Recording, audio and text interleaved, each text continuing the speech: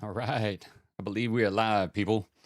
I'm going to hop in here before that timer runs out. I am already a minute late. And welcome to the One Mic, One Game podcast. This is a podcast that we do every Tuesday, sometimes.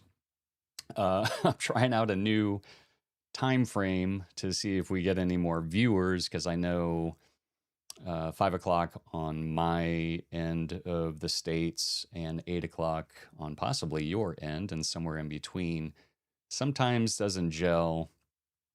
People on the East Coast are sometimes putting their kids to bed at 8 o'clock. And I just figured, let me push it an hour, see what happens. And you never know, we might get more callers. I don't know. I hope so. But anyway, this is a podcast that I try to do every Tuesday. I'm trying out 6 o'clock Pacific Standard Time. This is a podcast where we present a board game related topic and we interact with people like you that are either watching or calling in. This is a call in show, and I would appreciate it if you helped make it a call in show. We do a couple of segments on here. We also do any new acquisitions that I've had since the last show, which is about 2 weeks ago, which I do have a small pile sitting over here, and any games that we played since last week as well, which I actually have several, surprisingly. I had a good couple of weeks, and in my opinion, for me, that's a good couple of weeks where I had several games that were played. But anyway, this is episode 14. And this week's topic is going to be that one game you'd rebuy first if you started over. I had a question proposed to me from Nick, who is in the Netherlands, in our Discord, Beans and Dice Discord. It's in the description below. I highly recommend that you join. Good group of people out there from all over. He asked the question, I don't have it pulled up in front of me, but something to the effect of, is this like if your collection burned down or disappeared, or is this like giving yourself advice if you could give your starting self at the beginning of the board game career that we've had? Is it advice to them? And and when I first thought of the topic, I was thinking more along the lines of my collection is gone. It is present time. And how would I go about repopulating my collection? What are those first games that I would add to my collection to start with? Now, I always leave my questions or topics open for interpretation. And I always appreciate unique points of view. So if you were thinking about it differently, awesome. Call in and tell me about it or put it in the chat. I try to interact as much as I can, and I want to apologize ahead of time because sometimes it's hard to manage everything all at once. And while I'm looking up games, while I have people on the phone, sometimes I kind of miss things. They go in and out of one ear and or in one ear and out the other. But so anyway, talking about talking or calling in, we've already got some comments coming in here, but I'll get to those in a second. But speaking of calling in, the call-in number is 6261-GAME. That is 626-663-4263. When you call in, I'm not looking for your life story. I'm just looking to get an answer, and maybe we'll have some good conversation that might go into other things as well. So the other thing that I also do on the show is I'll contribute a few of my own answers just to kind of keep the show rolling. I'll probably have a few honorable mentions at the end. Well, I know I will have a few honorable mentions at the end. And we'll get to it. So anyway, let's get into the questions or to the comments already. We've got Wayne in the chat. He's like, that's a hard question, really. It would, and I'll be honest, this was hard for me as well because there's so many games that I shouldn't say there's so many. I could have easily come up with a dozen games right off the top of my head. I try to limit myself to 3 to 5 answers, three main answers and a few honorable mentions in there. But it was a little challenging for me to do that. Also, Wayne is actually going to call in and give me his life story. That would be awesome. I would love to hear that. Maybe not on this show, but who knows? I might have a topic that says, "What is your life story?" And you can call in and discuss it with me. So anyway, and I got to stop saying that. Let's get into, let me pull up my windows here so I can be ready. I'm going to get into my first game. People that watch the show or know me from, I also hop on the Beans and Dice podcast that goes every Thursday night at 9 p.m. Eastern.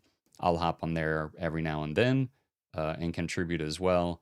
But if anybody knows me from that show, they will know that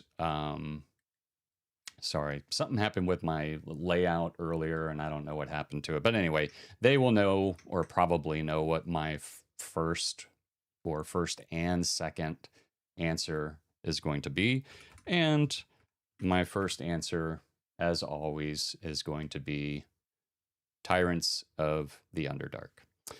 This game probably gets more play as far as this is. I would consider this like maybe a medium weight game, probably slightly lower than medium weight. With certain groups, this game, I always bring this game or suggest this game if anybody likes deck builders or area control. Let me go through this really quick. This is something I'm trying to do more often. This is a 2016 title. The designers are Peter Lee, Rodney Thompson, Andrew Veen, and this was published by Gale Force 9 LLC. This is, so funny story. This is going to go along with the games that I acquired recently. Here's some cards for you. Games that I acquired recently, they stopped making the first edition of this game. I don't know how long ago. It probably maybe a few years after it came out, and I don't think the game really caught on all that much. And then after they stopped putting it out, I think that's when it started gaining a little bit of traction. And they ended up coming out with a second edition, which I just learned today. It's not actually called second edition. It's actually called Tyrants of the Underdark board game. It wasn't called that originally. So I ended up getting a copy. I found a copy locally. I wouldn't say it's the hardest game to find, but when you do find it, it's usually pretty expensive. I met a guy who lives in, I can't remember. He lives a little bit north of me. Ended up meeting him, and really nice guy. He actually invited me out to game night at Zulu's last night, and I ended up going and bought a copy from him for a good price. It looks brand new. Most of the cards are still in shrink. Thank you so much for selling it to me. And I am going to be making a Frankenstein edition. People have probably heard me talk about this till no end, but I'm going to combine the best of both games into the smaller box, and then I'll put everything else into the other box and kind of like sell that off. I already have somebody in line to buy it, so if anybody's interested, so sorry. Okay, so that was my first one, Tyrants of the Underdark. If you like what you're seeing, thumbs up. I'm not going to beg, but I appreciate it. Okay, so here we go. Wayne, he already knows what he's like. Wait. I think this is before I even mentioned it. It's Tyrants, absolutely. I am shocked. I tell you. Well, maybe not that shocked. I don't think he's shocked at all. He's pulling our leg. Would help if you posted the number to call, maybe. Is it not on the screen, Wayne? Let me go over here to, it's gotta be, yeah, I see it trickling there on the screen. It's live on the screen there. 626, one game, 626-663-42 6-3. Oh, did I have the wrong screen up? Maybe I didn't have the well, I had the web up. I didn't have it on the bottom there. All right. Oh, well, now he's saying it's showing. My bad. No worries, Wayne. All good. But you know what? Now that you know the number, you can always call in. All right, so that was my first game. And let's see here. No comments. We're going to go back over here to the web, to BGG. Actually, you know what? I am. Let's try something new tonight. There's another website that I wouldn't say I'm like part of the original group that started, but anyway, David from Neon Gorilla. He's got a killer website as well. He's been doing a crap ton of interviews with designers and such. He has started his own app, and it's called it's the Cardboard app, CRDBRD.app. You can even look it up online. And I am going to pull that up. And I'm going to actually use his website for tonight and see how it goes. He has a lot of interesting ways of managing things on his website. And he does use a little bit of AI for processing things behind the scenes. And it's more about finding the right games that fit your style after you start doing reviews on his website. So it'll start suggesting things. He's trying to get like groups together, like-minded people, like-minded content creators. Let's do that instead. And for my second game, let's see if this works. I don't know. It may not work. My second game here, which may not also be a surprise for some people, this is Vindication. And okay, here we go. I think I did review this on his website. So he's kind of got this cardboard-o-meter, like how well this aligns with your likes and dislikes. Let me see if I actually, oh, there is a gallery thing here. And let me see. We're kind of experiencing this together. It's an 8.2 match for me. But let's go into the gallery here. Let's show some photos. We're only going to get one photo, but that's okay. We'll go back to the overview here. So Vindication, Orange Nebula. This is a 2018 game. This is designed by Mark Neidlinger. I don't know how to pronounce his last name exactly, but Orange Nebula. I'm a self-proclaimed Orange Nebula fanboy. I'll admit it. No worries. But this game is... There's just something about this game. It's got... you kind of have to use your mind a little bit. Some people call it a cube pusher. I've said this in the past. I'm going to start sounding like a broken record on here. But if you use your mind, you can. There is some exploration in this game. There's you're this wretched scumbag that gets thrown overboard of a ship, and you wash up on this island, and this person wakes you up that follows you, and you've got.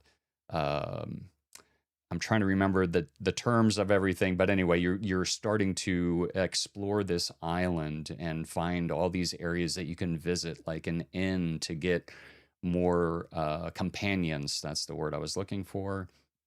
You can go to the gaping maw and fight monsters, and you're collecting these cards, and there is some resource management somewhat as you're putting cubes out on the main board and also moving them around on your own player board. But there's just something about this game. Visually, it's amazing. This is a company that they don't do any AI art. Everything is by actual artists that draw everything from scratch. And yeah, Vindication is just... It's one of those games that I could play at any time. And it's not for everybody, I'll admit that. And it may be a little long with full player count. which plays up to 5 people. But there are also other expansions and modules that you can swap in and out to change things up in the game. They have solo mode in it, which I should probably play since I've had it for a while. But anyway, my number 2 is Vindication. I am going to get to the chats here. We need to have him on B&D. Yeah, you do need to have Neon Gorilla. He would be totally thrilled about doing other things because he likes promoting things, and he's got a real interesting story as to how he came about doing his channel and things behind it. So anyway, that is my number 2, Vindication. This is going to be somewhat of a short show tonight if I don't start getting calls. So if you're watching, by all means, make it a call-in show. The number is 626-1-GAME, 626-663-4263. And we've got a whopping 2 viewers in the chat, with Wayne being one of them. Wayne is given the sympathy watch again tonight. So let's move on to my third game. I'm kind of cheating on this one. And the reason for it is I don't own this game yet. I did back it. It's been out for a while. But ever since I played it at Dice Tower West for the first time, I played it several times with Dan and Nick there. I just absolutely love this game, and it only solidified my decision to back it. And this is Endeavor Deep Sea. This is the Deluxe Edition, which is what I did back. But Endeavor Deep Sea, let's see if there's any more photos here in the gallery. Not too many photos going on here. We'll have to get that going for him. Let's switch over to... We're going to switch over to the Board Game Geek website. They've got a few more photos over there. This is kind of like, and I wouldn't say this is necessarily exploration, but it's kind of like an exploration where you are diving. It's kind of co-op, not really co-op. It's still person with the most points at the end of the game is the winner. You're not doing anything as a team, or at least through the missions that I've tried. There are areas where working as a team helps. Like in this area here, if you have 2 different people that are taking their actions in this space, both of them will get the middle one. Or if you do both, you would be the only one getting the one in the middle. But this, it's almost like you're doing research in the ocean, or you are, I'm trying to remember what the word is for the turtle one, but I call it the turtle action. But maybe research, and it's almost like you both are doing it in the ocean and helping each other out because you're gaining information, they're gaining information, and you're combining your information together to kind of benefit. Both of you are benefiting from it. But this one plays relatively quick. I've heard people complain about the length of play at 4 or 5 players. I've never experienced that, or maybe I don't feel that it's a long game in that regard. But anyway, Endeavor Deep Sea, it's just, I cannot wait for this game to arrive. It's going to be coming in maybe towards the end of the year, I think. I don't know. I think they have everything off for printing, but they added, this is really for the expansion that they did on GameFound that adds more missions. I think it's just more of the same, if I'm correct. More sea tiles, etc. And for some reason, I don't hear the phone ringing, but it is ringing. Let's see if I can actually hear this person. Welcome to the One Mic One Game podcast. Who do we have, and where are you calling from? Hey, Mike. It's Wayne from Tampa. I cannot hear you. Give me 1 second. I apologize about that.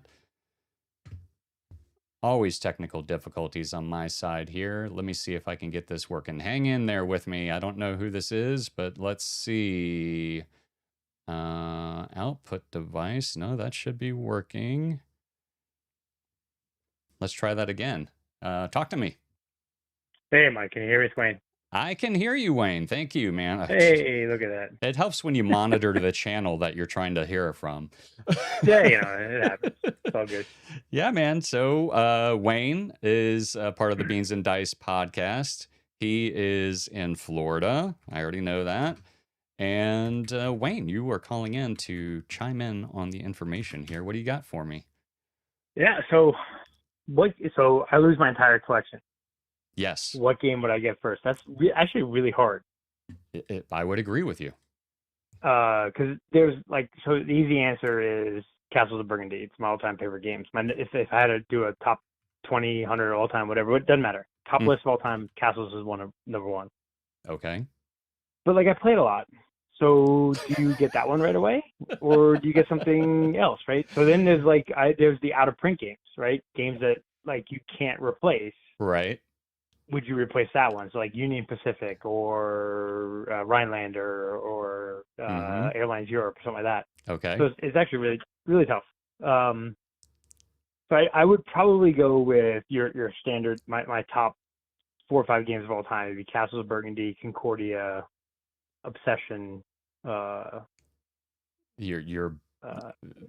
Lords of Waterdeep would be the 4. Okay, Lords of Waterdeep would be in there. Okay. Yeah. So obviously this is a range of games. I'm gonna forego the photos here for a moment. Sure.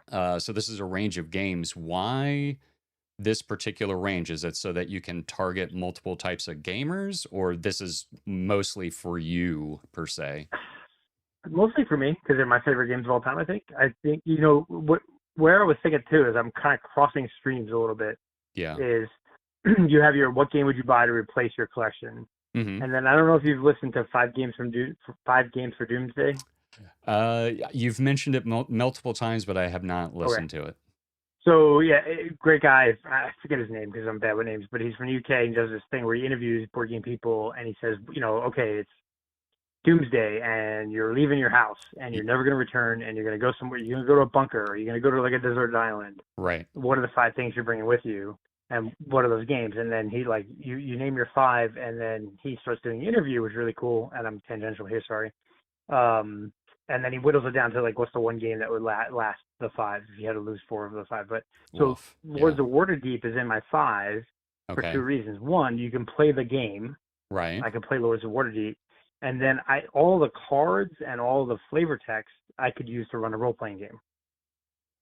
Okay, that makes sense. Sure. Okay. So it's a dual purpose then. It's a dual purpose game, yeah. So I'm thinking like 5 games of Doomsday is I could take Lords of Waterdeep, I could play the game, I could also use the game to play Dungeons and Dragons. Just give me some dice and I could run a game. Okay. But then Concordia, Obsession, Lords of War, and Burgundy are basically your Euro-y type games, and they're my 3 favorite of all time of those kind of games. So those would be the kind of 4 I would pick. I know to pick the one game, but you're given 2 or 3. So there's my 3 or 4 is probably what I would pick. So with all right, so I'm going to ask you about Obsession because I still have not played this game, and this is one that I desperately want to play. I know that it's a lot of getting into the character also helps with the game, or that's kind of what adds to the enjoyment of the game. What is it about that game that you enjoy so much that it would actually be in your top? Well, now it's your top 5, 4 or 5. Top 4 or 5, yeah. So one, I mean, I'm kind of as far as the OGG, the other geeky goodness, I'm a fool, a fanboy. I love the upstairs, downstairs, the Downton Abbey. Is it the time period you enjoy? The time period, yeah. I kind of like that time period. I like the Musketeers and that, 17, 18, late 1700s, 1800s. Right. I love that. And probably my favorite role-playing game of all time is 7th Sea, which kind of plays on various time periods around that Elizabethan, time period. So I love it. It's a really well-designed game. It plays great. And also probably the greatest, other than Stonemaier, who has a ton of games, the guy Dan Halligan, who runs Kenyatta Games, this is his only game. It's his love. every Kickstarter he has, it's perfect communication. Mm, He does everything perfect for this one game for right. everybody, and it's really cool. So part of it is it's a great game. The theme hits with the topics and theme that I can get into, that 1700s, 1800s type Yeah. time period, and then also the owner of the company is awesome. So it hits like on every avenue for me, That as far as the helps. game. Yeah. Yep. Okay. So it's multiple avenues. Yeah. Yep. For the enjoyment of it. Now, when you play this with like new players, when you introduce them to it, what's their? I'm curious, like what their initial feelings are about it, and then what their feelings are after they play it. Like, I what's think the it's typical? pe- people who will love Downton Abbey, Upstairs, Downstairs. Mm-hmm. I'm trying to think of the other. There's one on Netflix that's really popular right now with the. Anyway, Shonda Rhimes is the producer, and it's the anyway. I can't remember, but if you're into that theme and you like those kind of shows, you're gonna love this game. Okay. If you love the Euro engine build, not so much engine building, but sort of resource management and optimization engine, you'll love this game as well. Okay. Um, and there's just multiple gameplays. Even the base game, short game is fun. Then you can play the long game, and there's all these expansions that you can do um, to make it super complex or make it very easy. And it's all kind of very modular, so you can add and subtract things pretty easily Yeah, because the because guys of the he's way been the doing owner. expansions for it, right? I mean, Yeah, he. and the thing is, like, even in the big box, everything, like, you could go to his channel, and there's 10 videos on how to box it, how to make it, optimize it for, like, he literally just will rip open, he will show all the games, rip them all open from scratch, show you how Uh-huh. to tear them down, put them in the box. Here's how it's perfect. Zero box lift. Oh, I very did this cool. for you. I made these, like, every expansion. If he finds an error, he reprints all the pieces that were in error for free and puts it in the next expansion or sends it to people. It's really Okay, cool. that says a So lot. it is a very good game. I think amongst all the games that have a ton of expansions, because the more expansions you get, the harder it gets to the table. With this, it's so modular. It's very easy to plug and play, Yeah. and you can just leave out boards or leave out families or leave out tiles, and Okay. you're good to go. So S- it makes it easier to get to the table with a ton of expansions, Sweet. or not. So Or yeah, not. so it's cool. Right. But Yeah. it's definitely a fun game. I enjoy it. But also, Okay. I'm apt to love it because of the time period and the piece and the theme of it. If that's not for you, then maybe the game might not be for you. But I've played it with people who aren't super into that, but they love the gameplay. So Yeah. Yeah, I can't say that I'm into that time period all that much, but this game still intrigues me, and it's definitely something that I want to at least experience once. yeah, And if we ever get together, I think you would be the right person to teach it to me as well. yeah, So, probably. yeah. Awesome, man. Well, Cool. you got anything you want to plug over there for the Beans and Dice channel? You want to give us a rundown? Uh, yeah. Well, I mean, Beans and Dice podcast. You helped us out last Thursday. We didn't have the call-in show aspect of it, but we still did almost 2 hours with you, me, and Rob. So I Yeah. appreciate that. This Thursday, I think we're gonna have a guest appearance. Someone who's Oh, designing a card game to talk about their card game. I don't have all the details yet, but Carlos mentioned that we're gonna have a guest on this Thursday show. okay, cool. So this Thursday night, 9 p.m. Eastern until 11ish, we're gonna talk games. You can call in. 10 minutes is yours. Talk anything you want. And yeah, cool. This is actually a pretty tough topic because you have so many. Like, I have a lot of games, but I have so many games that are dear to me. It's like, wow, which one do I want to replace first? Because Yeah. I haven't even mentioned all, like, the Outer Print games that I would love to replace Uh, first. So Yeah, I mean, that's what kind of why I was thinking, oh, this would be a really good conversation piece topic because, like you said, it's a very like if you really had to narrow it down to one, or that first game that you would choose, like you said, is do I pick an out of print one? Do I pick one that I love and play all the time, or who knows, But yep, yeah, I appreciate you calling in, man. Thank you yep, so much. no problem. Anytime. All Thanks, right, man. man. Take it easy. Yeah. So Bye. that's how it's done, people. Wayne made it a call-in show. I appreciate it, buddy. Um, So yeah, he had a whole list of games in there, which again, that's why I kind of threw this topic in there to see like people's train of thought on this. I had so many games that it was so hard to narrow down. Uh, Even to five, it was very hard to narrow down because I was thinking, okay, well, there's one or two that I know are going to be pretty much near the top of my list, and then Cody's asking if that was the first call-in. Yes, Cody, it was the first call-in. We actually pushed, I don't know if you know this or not, I pushed the show back an hour. So we actually started at 6 p.m. East or 6 p.m. Pacific instead of 5 p.m. So give us a call in, man, if you want to. So that was what I was trying to get at with this topic was really make you think about how are we going to start that collection over again if you had the choice of like what I'm going to choose first, knowing what you know. Because honestly, I probably wouldn't even replace half the games that I have currently just because either never got around to playing them or I played them and they just don't hit the table very often or impossible to get to the table. That was topic for the last show was the right group. You had the greatest or one of that one game you had with but the wrong group to play it with.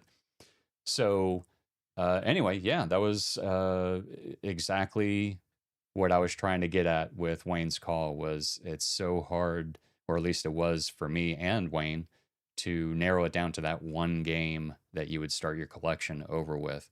And if you just tuned in, that's exactly what we're talking about. We are discussing, I'm going to pull it up here so I don't mess it up, that one game you'd rebuy first if you started over.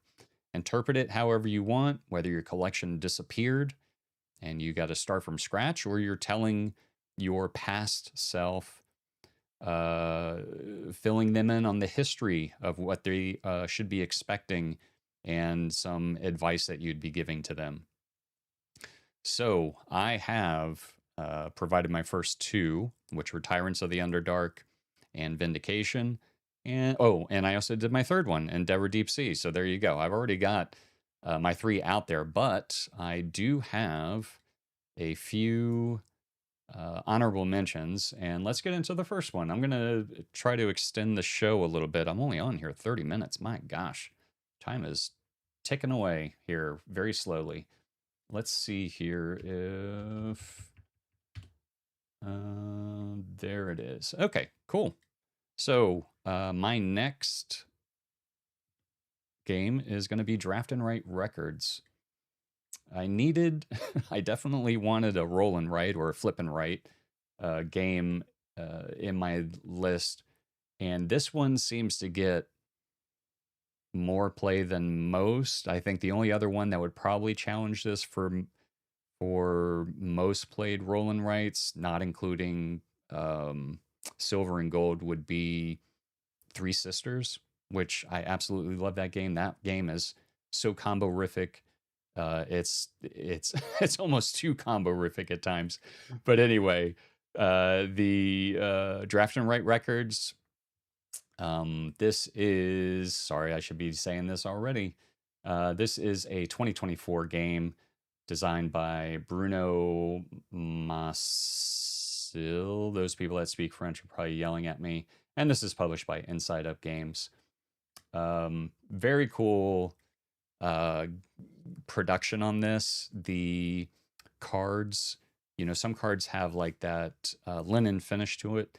These actually have like a spiral, looks kind of like a record finish, like a texture and a round pattern starting from the middle out. Makes it look like an actual record. But this game is, I don't know what it, again, some of these games is just like, I don't know what it is about this game, but it just like hooks me right off the bat. This one I like, if I had to pick one thing that I like about this game, other than like obviously being combo-rific, is the right time that you're choosing your bandmates or your crew, I guess they call it. This is a bad photo because it's very blurry in that section. But oh, here we go. This is a better one. When choosing the right time and creating those harmonies. So the cards will have these colors like in a diamond pattern, and they will have a point value, you know. So you, in this particular case, this person has a singer, he has 4 band members, they have, I think they're called, I don't know if they're producers or the pink ones here, and then the bottom row I believe is like the roadies or something like that. Um, if you have colors, like whenever you pick one, you're going to color in the colors also. And what you're trying to do in order to uh, make your move more combo-rific is you want to match the colors. So if I put a band member down here that has purple to purple like this with your singer, it's considered a harmony. So once you do that, then you would come down here to the purple row and you get to mark off one of those harmonies, which you could be, you're going left to, or no, you can actually do these in any order. But if you complete an entire row, then you're getting 15 points extra if you complete a column, depending on what it is. But you're also gaining like these little bonuses along the way, which, you know, it's one of those, well, I can do this, and then it's going to lead to this over here, and then I can fill that in, which is going to give me this, and now I can prep for that on the next one. This is really like, for me, the heart and soul of this game, getting the harmonies. But I mean, there's a lot more to the game other than that. But this Draft and Write Records, I try to get this out as much as I can. I don't know if I have so many people that really enjoyed as much as I do, but that's another one that I really think that I would add back to my collection to get it started up again. That's an honorable mention for me. Nothing new in the comments here. Cody, you were chiming in there. Was that the first call? Yeah. Don't be scared, brother. Why don't you call in and make it a call-in show just as much as Wayne did. And if you're watching this, even if we're not live and you're enjoying it, hit the subscribe button if you like, and hit the notification bell, because who knows the next time I'm going to do another show. Even I don't know. I have 2 more honorable mentions that I'm just going to do really quick. I'm not even going to put them up on the screen. This War of Mine. This, surprisingly enough, wasn't number 1 on my list, and I think maybe because I enjoy it more of a solo game than with a group of people. But it is my favorite solo game. I've never beat it, but it's a rough game, topic wise, and I just love it. I love the challenge of it. And again, the one mechanism in the game that I absolutely love is at the nighttime, where you send, it's very similar to the video game, where you're sending people out to scavenge in buildings, and just the way that they did the whole, how time passes and the noise that you're making and the encounters that you may have, that and the story, when it tells you to turn to pay, this passage and read it, which it could just be a story. It could be where you're making a decision, which are usually very hard. It could go either way, as far as you're usually choosing between a bad choice and an even worse choice. There really, sometimes there just is no good choice in the matter. But that is another one. And then my final one, which is going to lead into acquisitions since the last show, is the Gang. I've been playing the crap out of this game. Everybody that I show it to, the thing that I love about this game is when you're explaining it to people, and I'm not the best rules explainer, but anytime that I've ever explained it to people, they just have this look on their face like, I am not going to enjoy this game at all. And usually people that don't know how to play poker or Texas Hold'em, which is what the game is based on. But usually by the third hand or second or third hand of cards that you're playing, they're like really into it. And when they realize like, okay, this isn't that all that easy to get that showdown in the correct order in order to break into the bank or, get the first notch in the bank, that you can see the excitement in their face, like they really start to enjoy it. So this is the Gang recent acquisition, which we're gonna transition. That is my segue into the next portion of the show here. Once again, if you're watching, feel free to call in, interrupt me. I prefer that you interrupt me so we can keep the show going. And we got another call coming in here. That time you can hear it actually ring. Let's see what we got here. Thanks for calling the One Mic, One Game podcast. Who do we have and where are you calling from? Hey, Mike, how's it going? It's Cody from Alabama. Cody from Alabama. How are you, brother? Good, good. Just watching the lightning storms outside today. Oh, boy. Yes. Still pretty violent out here. Yeah. No tornadoes this time, I hope, right? No. Just heat lightning. It's all good. Yeah. So, yeah, man, the 4 games I think I would do. It's kind of crazy, a little bit of nostalgia, but one of them would be Shadows over Camelot. Okay. Great multiplayer game, kind of hard to find out of print. Second would be Bloody End. It's a really good game. Yep. You know, close. I'm going to hold off on pulling these up. I'm going to let you go through your list and then we're going to hit the photos. Oh, yeah, after, sure. Okay, so Bloody End, yeah. Other one would be lots of people haven't heard it, but it's called The Dragon and the Flagon. I might have heard you mention it before, but I don't know this one. Go ahead, yeah. It's actually kind of like a 3D. I've never actually played the Red Dragon Inn, but it's you're having a fight in an actual tavern. Okay. And there's actually 3D pieces where you program and you can throw, and it's a free for all in a tavern. And then the next one would be, I'm trying to think. Shoot, what would the next one be? There's a couple. Oh, Doggerland. Which one? Got recent released. Doggerland. Doggerland. I don't know. I'm not familiar with that one either. All right, so these are your top. Yeah, go ahead. Yeah. That's like a 7.6. It's like a lot of people a lot of people like paleo, but it's a Stone Age on crack, basically. So it's a 2 to 3 hour. You have to populate your city and hunt down woolly mammoths, and it's very Euro, very procedural. So it's really good. How have I never? I had the photo. I'm going to pull up the photos here. Yeah, this looks actually pretty cool. I like that idea. So you said this is like a longer 3+ hour game? Yeah, at least with 4 players. And there's a bunch of different stuff. Stuff like you're painting the frescoes for the first time, and so that has kind of a set collection ideal, but you're trying to get victory points based on everything from if you're the shaman, you can only the shaman can accomplish certain things, and that gets victory points. And you get victory points. It's a Sandlot game. You get victory points for having one of the goals is to have the most children, and so but the whole thing on is when you have a child, you have to actually feed them. So you have to go out and gather more berries, and and it takes more people to hunt the woolly mammoths and bring back the meat. And okay, pretty complex for just being a couple meeples. Yeah, this. I mean, the board.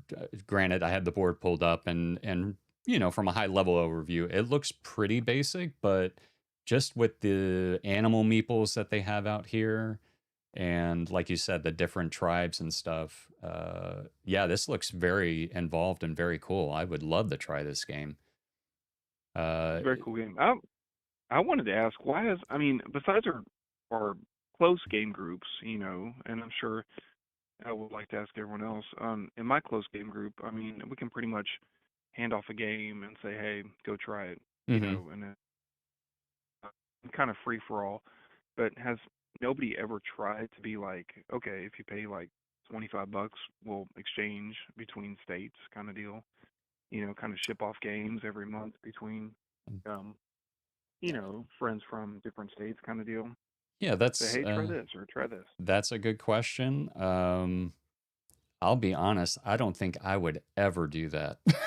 I'm a little OCD with my games, man. So I don't think that would there are people out there that, hey man, get it played, and if you bend cards and all that business, awesome. At least it's getting played. I'm a little more protective of my games. Is that something that you would be interested in? Like, is that something you've seen other people do in the past, or have you participated in I something like that? No, but I would only be interested in it to like promote games that have never been heard of, kind of deal. Like they're really hard Mm, to get. okay, But yeah, yes, so that would be a great man. That'd be a great subject because there's our stories of us inviting new game players in, yeah. and one guy. I mean, he's a great guy. We'll leave his name out, but we met him, and his name started with B. Anyways, we got there and played 5 tribes, and he was just so anxious that he proceeded to just kind of like just shakingly rip one of my 5 tribe cards in front of us, and I was like, it doesn't work like that. So What? type of deal. Yeah, yeah. So he he knew about some games and some classic games, Okay. and so I would be interested if that happened to anybody else. They invited someone else new in, or was super anxious, or let's just go back to the drop the coke on the cards deal. Yeah. I don't think anything has ever got that bad, but I know I've heard of people dropping cokes on cards, and picking up cards with cheesy fingers and stuff. But yeah, so the friend, he picked up the card and was so, I guess, nervous that yeah, he just straight up ripped it in half. I am cringing over here, man. That yeah, I It was would. 5 tries, so it's not that big of a deal, right? But True, but still, it's still causing damage to a game of yours. That's mhm. you know, I think probably one of the worst, which really isn't all that bad, worst experiences with one of my games is more party game related, where, and the one that keeps popping up in my mind is Cockroach Poker, because Which you. I've never played, and I want to get. I Oh, want to get that road. it's a fun game. If you play with the right group, but I mean it's a bluffing game. You're basically Mhm. bluffing, so you're passing a card over to somebody and you're saying like this is a frog, and they either have to call BS or actually say yes it is a frog, and once they flip it over, it plays on from there. But the one time I remember where I was kind of like, this person needs to stop doing this because and again, this is not an expensive game. It's a cheap party game, but Sure. he Yeah. he had the card under his fingers and he kept like rapping on the table while he was thinking about what he was going to do with the card, like if he was going to call BS or not. And it's like, when you hear those nails on a table, like you just know that it's like digging into the card. And it's one of those games where if you see the back of the card, I always know that's going to be a cockroach, if it's marred in any way. And he just kept like Mhm. hitting them with his nails while he was thinking. And I think it might have been, like you were saying, like maybe he was anxious or, Super nervous. Yeah. right. But I've never had anybody like straight up rip a card before. I mean, it was in slow motion. I thought it was like Jackie Chan, like trying to shred through some wood, basically. It was Oh just, no. it was, and so uh, I play normally by myself, but I play with our game group with our buddies. And so Brian and his son are just looking at me like, "Is this really happening?" And I was like, Yeah. "Oh, God." So Did it's that really happening. just happen? And so over the summer, I'm a teacher, but I drive school bus and all the whatever. And Hmm. so I drive for local community. I drive for kind of like a transit bus in the Hmm. summer, and lo and behold, I take a break in Target, way down about 30 miles south, and that friend is working at Target. I'm like, oh my Oh my gosh. gosh. What are the So chances, it's man? yeah. Um, what about sleeves? Have you ever thought about a show about Well, sleeves, to I, sleeve or not to sleeve? I cards that I used to be like a fanatic about sleeving, like even before I even played the game. I don't care if the card was used a lot in the game. I used to sleeve them. A really bad example of this, like to show how bad this was, Seventh Continent, which I don't know if you played it before, but the game is all cards, Thousands of cards, right? right? Yeah. Well, I mean, if other than the action cards that you are constantly shuffling, all the other cards in the game, it doesn't matter if they're if they have a mark on them, because you're just going for that number and you're pulling it out basically. Well, I sleeved every single card in that game. So that was like how OCD I used to be about it. And now it's more, I've dialed it way back where if it's a game I know I'm going to play multiple times and the cards get shuffled a lot, typically deck builders, then I will Hmm. sleeve those cards. But if it's not a situation like that, I've kind of shied away from doing it more than not as of late. What about you? Are you a sleever or Not at all. not at all? Not Okay, at all. cool. Which Yeah, is some people are like crazy that. because Yeah. I bought Shadows over Camelot, which is, $100 game, Yep.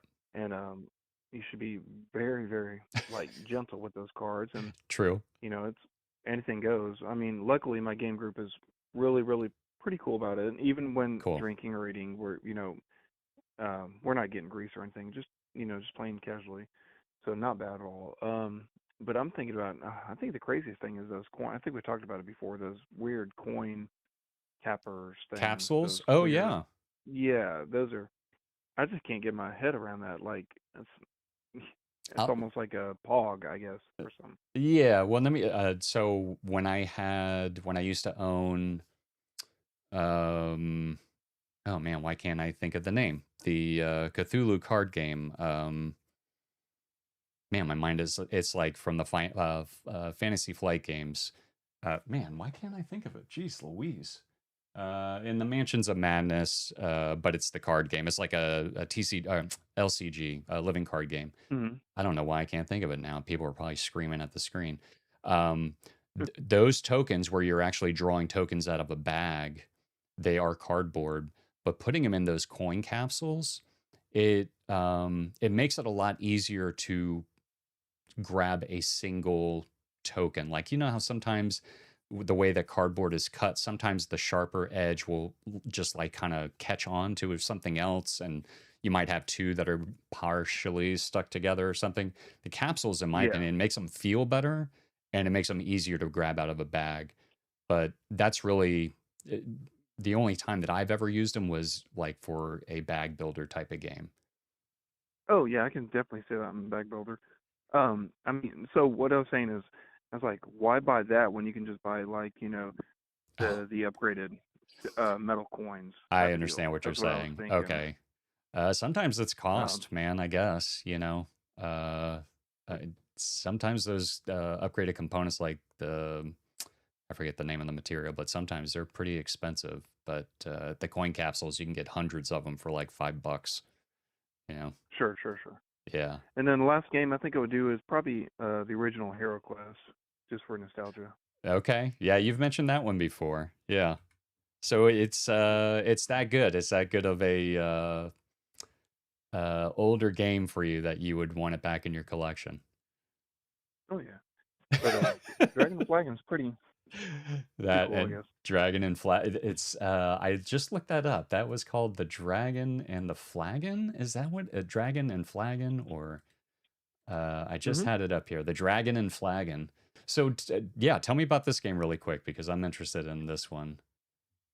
So it's the only downfall of this game. It's actually a programmable game. Okay. So you got variable cards for each character, I guess. Mm-hmm. Each character has got like little different moves and whatever.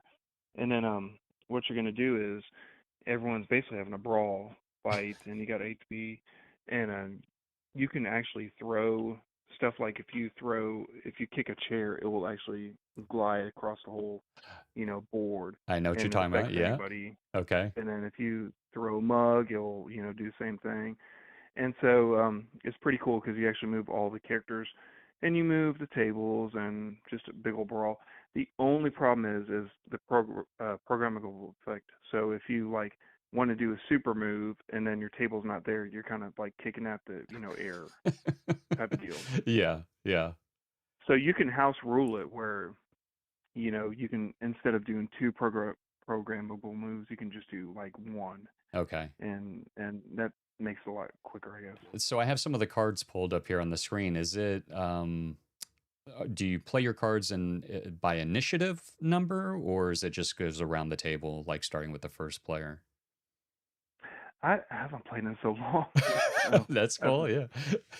I think it's You know what? I don't know. I don't know if it's initiative or round robin, Okay. but I'm looking at some of the boards here too. It looks like two boats together. One looks like you're in a tavern.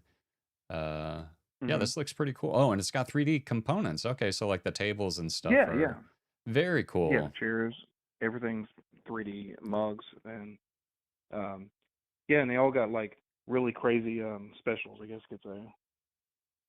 And so the big ones are like hanging off the chandelier and doing a kick, and you know, um, yeah, just a bunch of different, craziness. With the right game group, it'd be really good.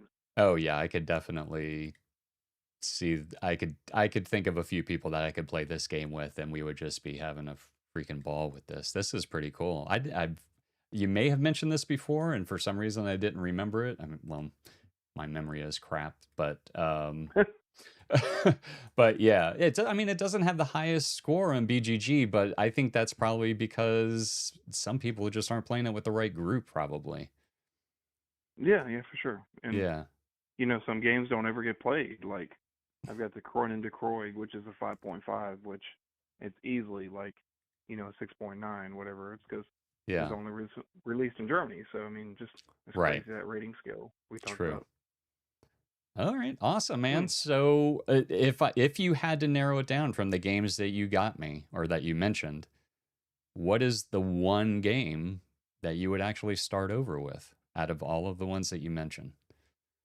Probably, probably Shadows. I think. Shadows over Camelot. Yeah. Yeah, it's got the whole thing of the card game as far as the poker game and the bluffing and Yeah. deceptive and trader and kind of co-op. It's got a little bit of everything. Semi co-op. Yeah. Okay. This Yeah, is yeah. one I haven't played yet. I would Oh like my to gosh, try it's it. great. I heard that it has its quirks and there's some things, but all in all, it's a really good game.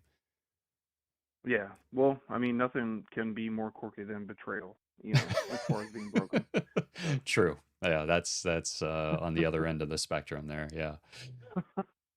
Awesome, All right, man. man. Well, thank you so much, Cody, Well, for calling in. sure, sure, sure. All right, brother. I'm I glad to will. talk. Yeah, man. Have a good night. You too. Bye bye. See ya. Awesome. We had two calls. Cody, thank you so much for making it a call-in show. For those that are watching or just joined us, that's what we do here. We present that topic. You call in. We're discussing that one. I'm going to go back to my thing here. That one game you'd rebuy first if you started over. This is board game related. You can interpret that however you want. I kind of interpreted it as if my collection disappeared or burned down or whatever. So we are moving into the next segment. Please feel free to call in and interrupt me if you want to. 626 1 game. That's 626 663 4263. And let's move into acquisitions. I was just talking about the Gang as being one of the games that I would replace if I lost my collection. I'm going to try something new here. I've got a light, hopefully. Oh man, that is bright. That's not what I wanted. This is going to get a little brighter. And I dropped it. Oh well. That's not going to work. So anyway, we'll get into my first acquisition, which is, I'm going to try and get the lighting here. There we go. The Gang. This is the deluxe edition.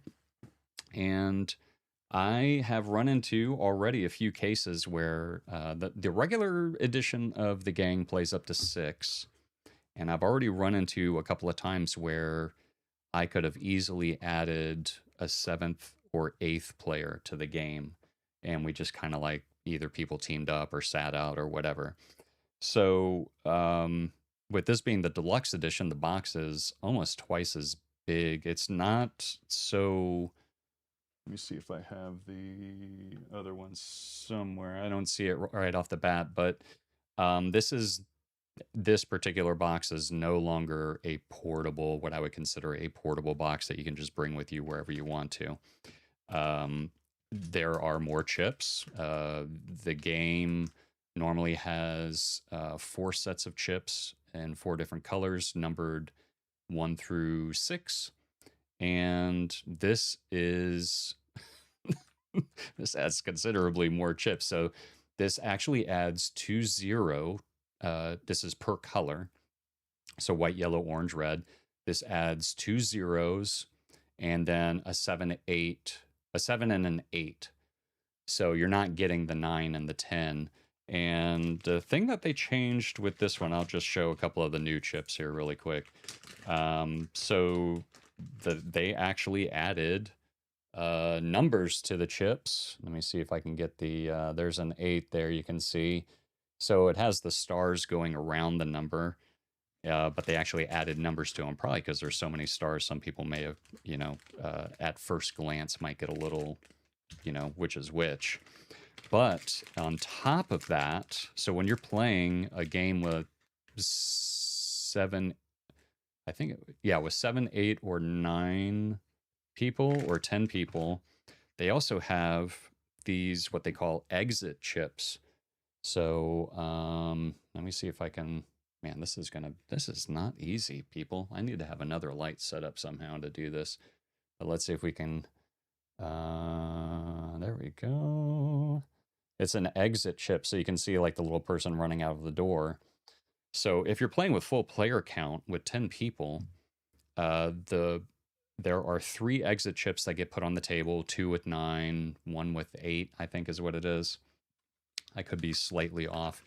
But the people that actually take the exit chips during the showdown round of the game, they are bowing out of putting their hand into the final round. So I thought that was kind of interesting because I kept thinking, like, with 10 people, that's going to be extremely hard with trying to get everybody in order. So with the exit chips, 3 people actually can bow out of the game. And then with the 2-0 chips, those are going to be a worse hand than if you were to take the 1 chip, but it doesn't matter what order you're in as long as both of you are below 1. So I thought that also kind of helps with the game.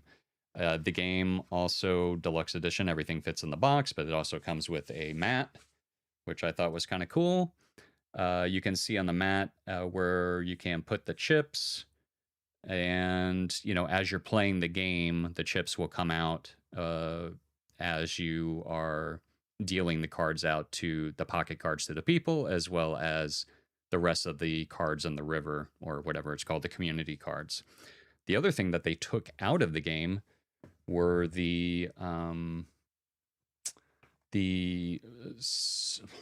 not necessarily the safe card, or the red alarm cards.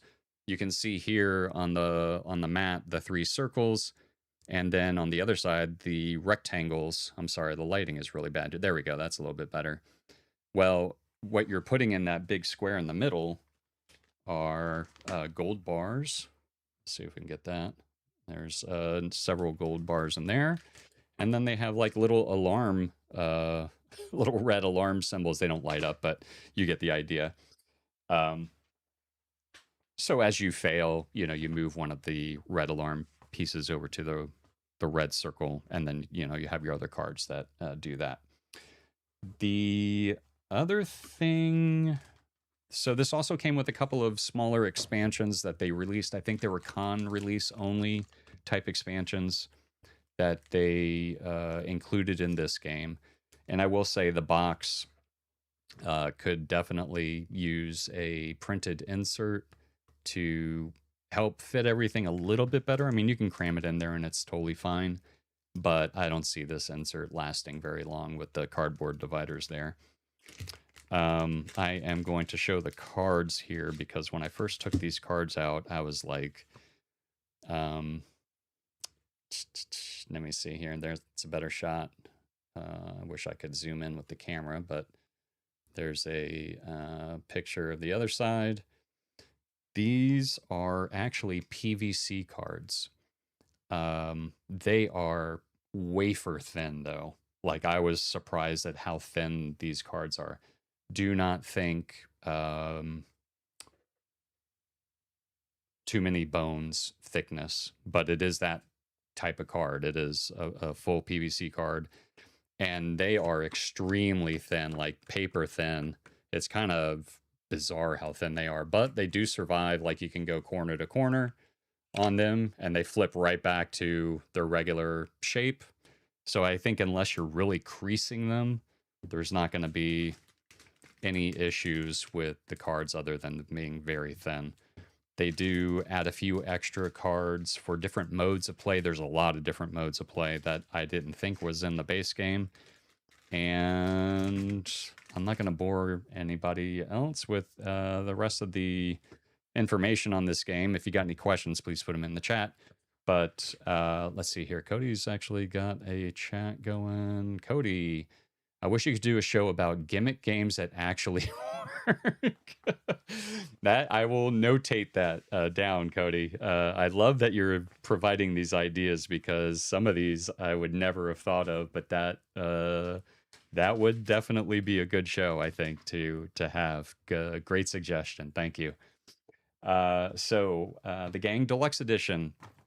I think I'm going to just either sell or give away my other edition that I have, which is the standard edition, and just strictly go with this one. I play the game so much lately that for me, I think it's going to be worth it. My next acquisition is so quick story. There's another video on here where I went to the Vestige pickup party at Orange Nebula in Vancouver, Washington. And, they give you all your stuff in a box, the stuff that you ordered from the Kickstarter. Well, I didn't go through the box, got home, and they ended up sending me home instead of with the 5 and 6 player module. They put the 5 and 6 player mats in the box, but I never ordered the player mat sets to begin with. So, of course, I've got a 5 and 6 player mat. Might as well get the rest of them, right?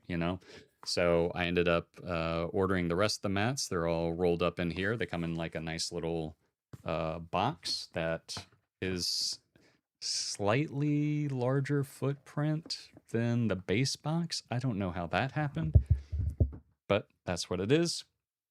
I talked earlier. I've only got 2 more here, folks. Sorry for bugging you or boring you. Tyrants of the Underdark board game, which is technically the 2nd edition of the game. Excuse me. This one I purchased used because you can't buy them new anymore, or they're not being produced anymore.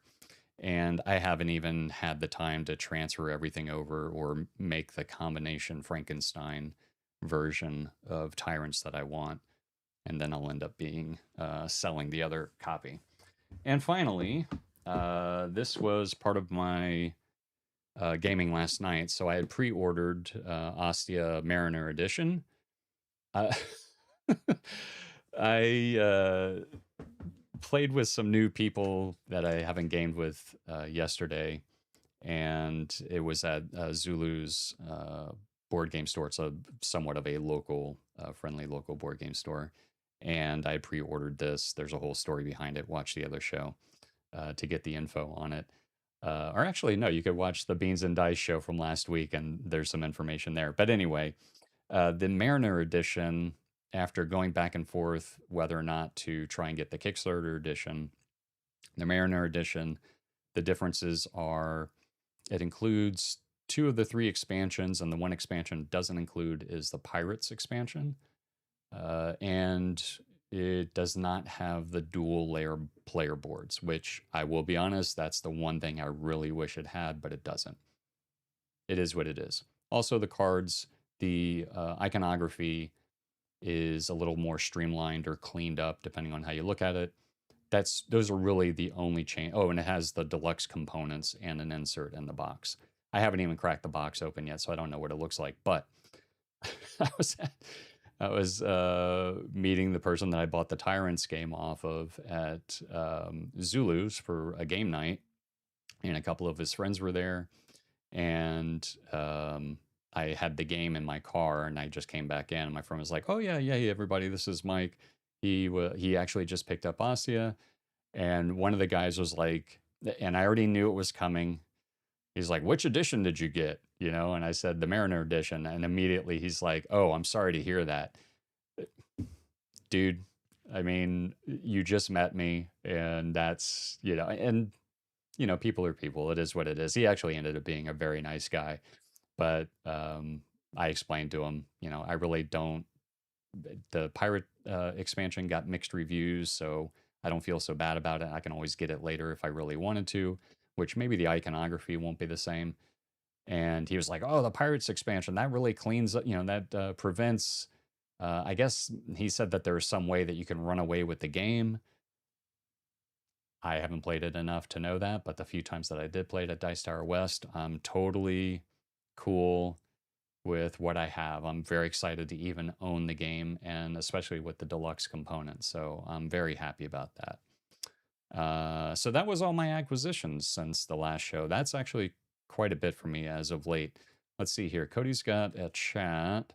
He said, dual layer. Yeah, ever played Terraforming Mars and someone bumps the table without extra dual layer boards end game? Absolutely, man. I think Terraforming Mars is probably worse without dual layer boards than this game, but very similar. I do wish it had the dual layer boards, but I may try and hit somebody up that maybe is backing Rosalie on Game Founder Kickstarter right now. I can't remember which one it is, and maybe I'll talk them into adding the dual layer boards from there, and I'll pick them up that way. But yeah, that was all in all, that was like the one thing I was really bummed about that I wish it did have. But again, maybe I'll be able to get them some other way. So the phone lines are still open, people. Feel free to interrupt me. I have no problem with that. I prefer that you do. The phone number is 6261-GAME. That's 626-663-4263. It is ticking down there at the bottom. We've had 2 calls so far, which I greatly appreciate. It has been a call-in show tonight, and we are going to go into the next and last segment of the show. This is going to be games that I played since last time. I kind of briefly, or I shouldn't say I briefly, we did kind of go over these games on last week's Beans and Dice podcast show. So I am going to just kind of stick with the newer games since that show. We had the family over this past weekend. I got a few rounds of Sky Team in. My son Matthew and I, we've been playing we played the scenarios when he first got it, and we haven't played it in a while, so we kind of got back to it. And we have cleared all the green airport missions, and we started on the yellow ones, and we were this close from pulling the first one off without wrecking, and we ended up running past our brakes weren't strong enough. We had too much speed, and we went way past the end of the runway and kind of crashed. Cody, we got another chat here. He says, what 2 games are behind your left ear? White big box and brown big box to the left version. This one, I'm assuming you mean this one. I'll get out of the way here so you can see. That is Vindication. That's the Archive of the Ancients box, which has everything, including all the expansions in it. And above it is Stalker, the board game, which I heard is a beast to learn, and I have not. I've gotten it out. I've sorted everything, and the rule book is a little intimidating, and it's a typical. I think it's Awakened Realms. Yeah, it's your typical Awakened Realms game that is a beast to learn. And then Everstone, yes, that's the other one that's like right here. I don't know if that's what you're referring to, but yeah, that's Everstone that's there. Was it you that talked me into getting it? I think it was. Somebody from the Beans and Dice show was talking about the game, and you sold me on the game, so I ended up getting it within a short period of time. So getting back to, thank you, Cody, for chiming in there. So we played a round. We only played 1 round of Sky Team. We failed. Then we had dinner. And then with everybody, we played a few rounds of Trio.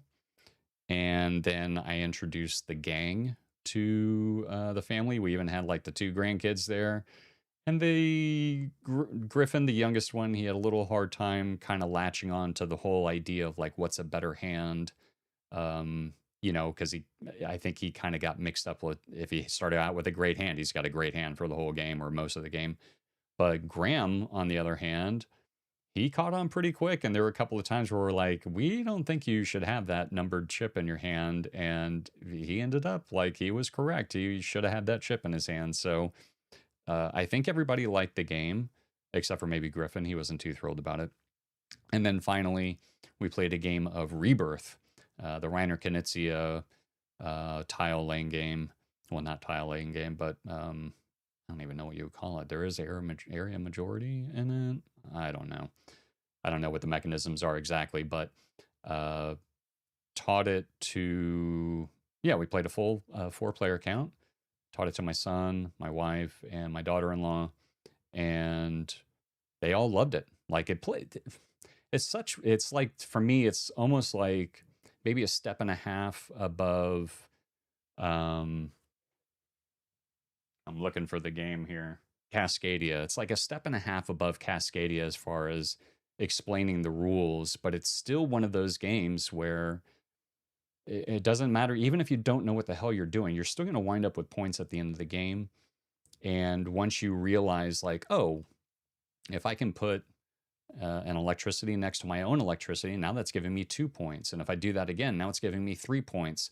Once you get that idea in your head, and as far as like placing castles and not so much the objective cards that you get with the other building, the cathedrals, but everybody, I think, liked the game because it's very simple. You're pulling one tile out of the bag while everybody's taking their turn, and you are placing that one tile and drawing your next tile for the next time it comes around, and that's basically the whole game. And you're just gaining points as you go along. It's a typical Reiner Knizia game where you're getting onesie, twosie points, and then it builds up over time. So Rebirth was, I think, the hit of the night other than the Gang. And then last night, when I gamed, the last game of the night was Big Top, which is a bidding game from All Play. I typically bring that with me when it's with a group of people that I don't know, that if there's a game at the end of the night that they may want to play that's like 45 minutes, I break that one out. But I played Wonderland's War for the first time. I've been wanting to try this game. I've heard good things about it.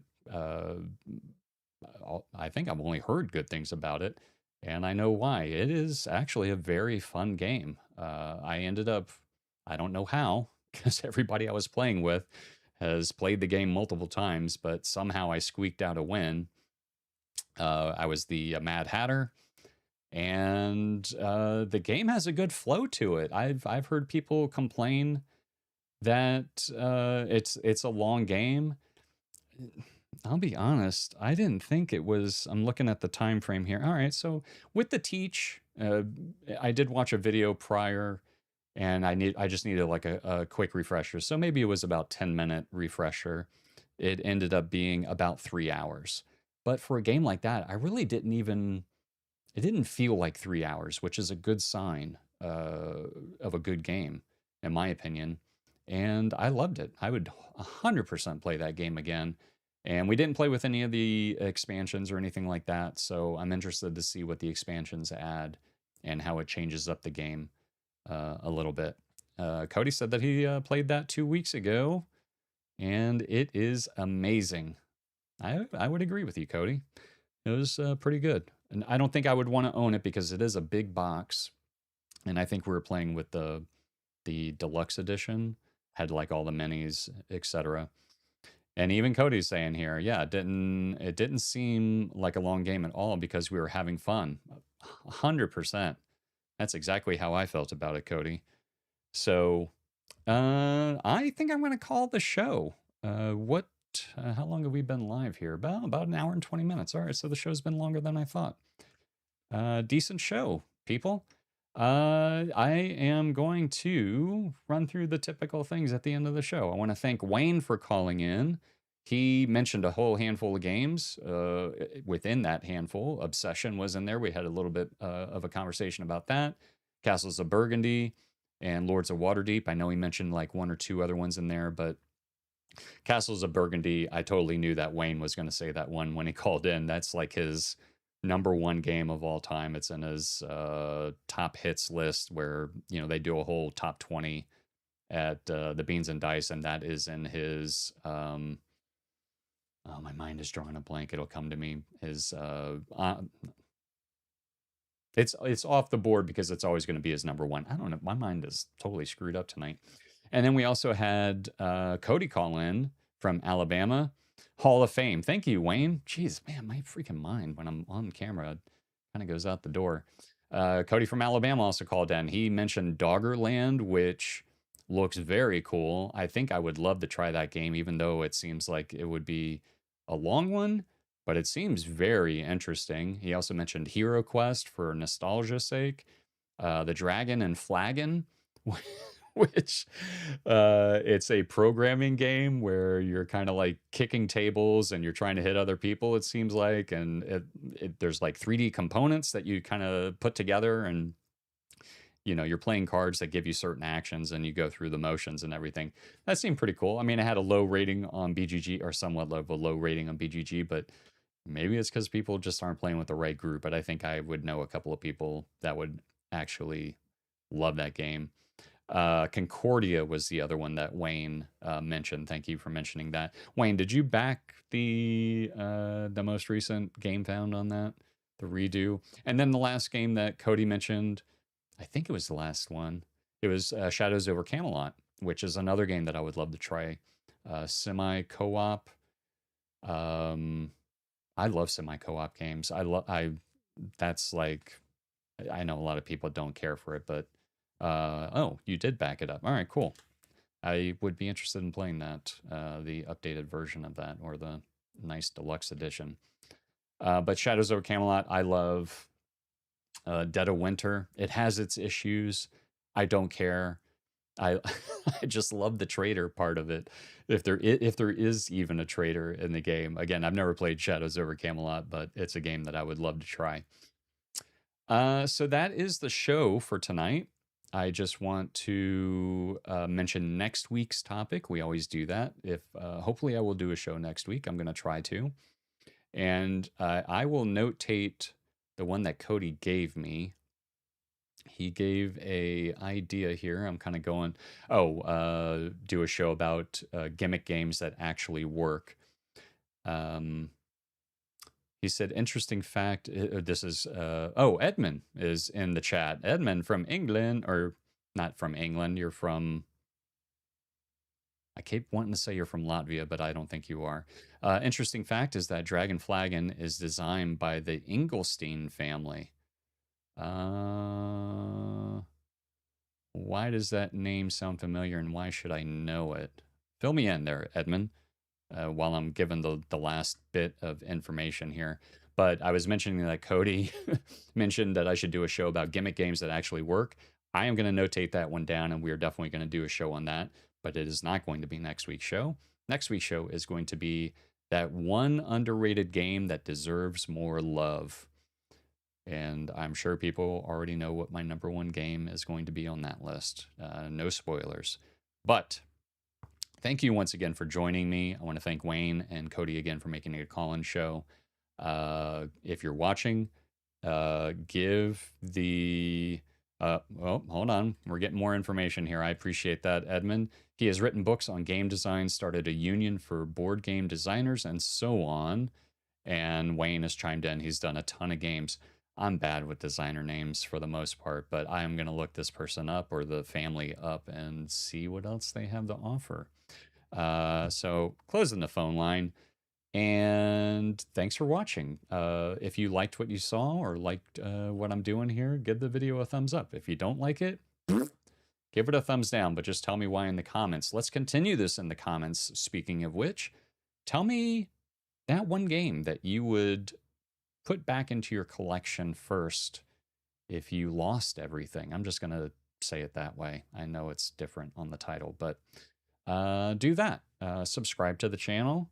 And hit the notification bell, because you never know when I'm going to do another show or which Tuesday it's going to fall on. But Anyway, until then, people, keep being awesome and happy gaming.